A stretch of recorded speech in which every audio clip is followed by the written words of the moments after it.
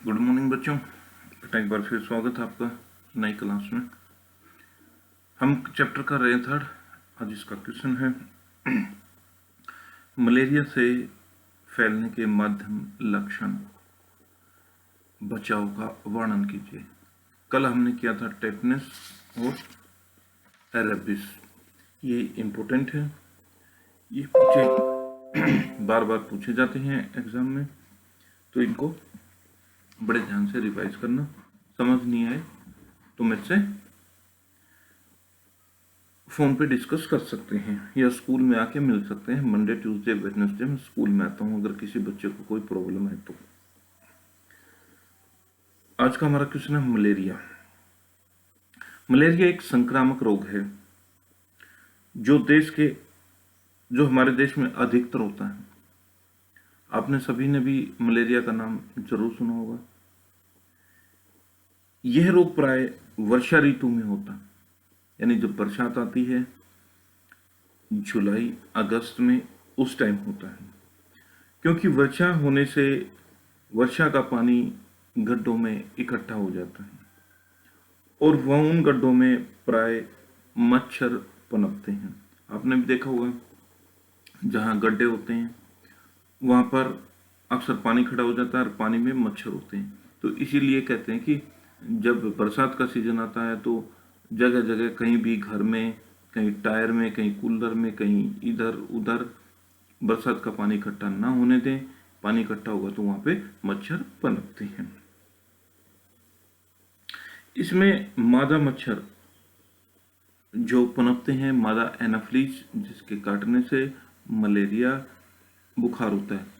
इसमें बेटा एक नंबर का क्वेश्चन भी आता है कि मलेरिया किस मच्छर के काटने से होता है, तो मादा एनाफ्लीज। कुछ बच्चे खाली मादा लिख देते हैं तो वो रॉन्ग है। अब मलेरिया के फैलने के माध्यम, प्राय मादा मच्छर मनुष्य को शाम या रात को काटती। इसका मेन क्या होता है, ये शाम को या रात को काटती। वास्तव में यह मनुष्य का रक्त चूसती है, यानी जो हमारे शरीर में रक्त है उसको भी चूसती है। जब यह ऐसे व्यक्ति का रक्त चूसती है जो मलेरिया से ग्रस्त है, वो रक्त साथ साथ मलेरिया के कीटाणु भी मादा मच्छर के शरीर में प्रवेश कर देते हैं। जब यह मच्छर किसी स्वस्थ व्यक्ति को काटता है, उसका रक्त चूसता है, तो उस दौरान वो मलेरिया के जो कीटाणु हैं वो स्वस्थ आदमी के शरीर में प्रवेश कर जाते हैं और वो उनकी वृद्धि होती है और तेजी से मनुष्य के शरीर में फैलने लग जाते हैं और कुछ ही समय बाद यह व्यक्ति को बीमार कर देते हैं। अब है मलेरिया के प्रकार। मलेरिया दो प्रकार का होता है। पहला है प्लाज्मोडियम। इस प्रकार का मलेरिया ज्वर 48 घंटे के बाद होता रहता है, यानी बुखार हो गया, उतर गया, फिर 48 घंटे में फिर बुखार हो गया। यदि इसका उचित उपाय न किया जाए तो ये लगभग 1 वर्ष तक रहता है। इसकी अवधि जो कितनी होती है, 1 वर्ष तक होती है। इसका मतलब ये थोड़ा सा खतरनाक है, इसका इलाज जल्दी करा लेना चाहिए। दूसरा है प्लाज्मोडियम विप्स। यदि समय पर इस प्रकार का ज्वर का इलाज न हो तो ये 3 वर्ष तक भी रह सकता है। ये इससे भी खतरनाक। यह ज्वर भी प्रत्येक 48 घंटे के बाद होता है। सॉरी, मैंने 2 प्रकार के बताए थे, 3 प्रकार लिख के मलेरिया। पहला जो 1 साल तक रहता है और 48 घंटे बाद बुखार बनता है। दूसरा 3 वर्ष तक रहता है अगर इलाज ना करवाएं तो, और 48 घंटे के बाद ज्वर फैलता रहता है। तीसरा है प्लाज्मोडियम मैलेरी। इस प्रकार का ज्वर प्रत्येक 72 घंटे के बाद होता है और मलेरिया का संक्रमण काल 12 दिन का होता है। अब है मलेरिया के लक्षण।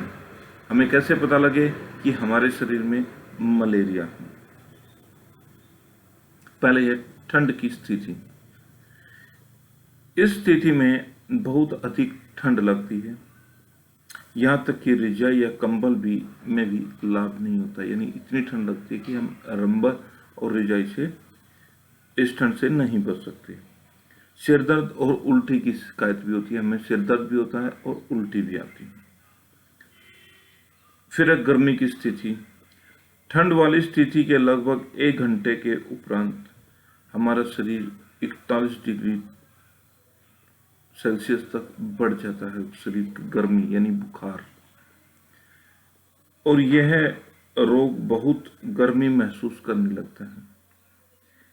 यह स्थिति 2 से 6 घंटे तक रहती है। तीसरा पसीने की स्थिति। गर्मी की स्थिति के बाद पसीना आ जाता है, रोगी के कपड़े गीले हो जाते हैं, ज्वर कम होने लगता है, नाड़ी की गति सामान्य हो जाती है।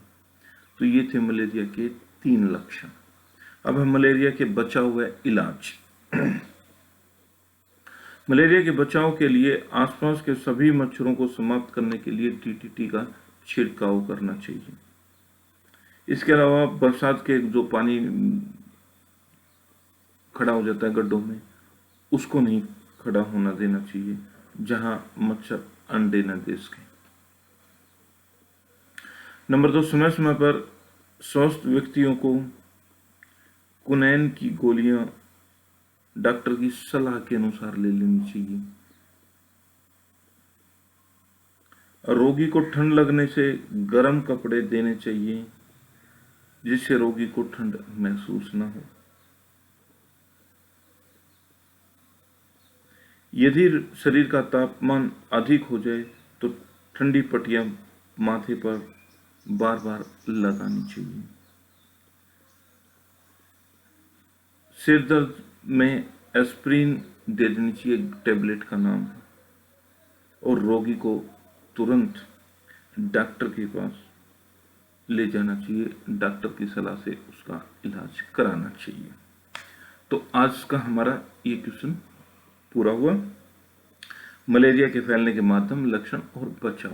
उम्मीद करता हूँ समझ में आ गया होगा। कल हम करेंगे क्षय रोग या तपेदिक के फैलने, माध्यम, लक्षण, बचाव का उपचार।